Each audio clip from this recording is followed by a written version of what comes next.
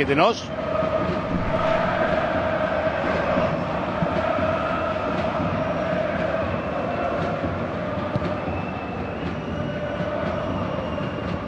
Πιερό πήρε την κεφαλιά.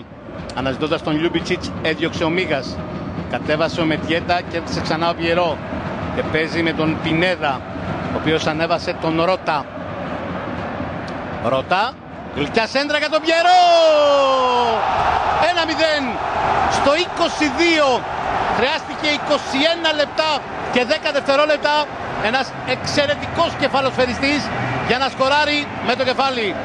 Σέντρα από τον Λάζαρο Ρώτα, η κεφαλιά από τον Πιερό στο 22.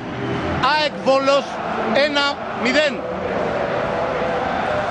Έντονες διαμαρτυρίες από τους παίκτες του Βόλου που έχουν περικυκλώσει τον Φωτιά. Εδώ είναι η σέντρα από τον Ρώτα.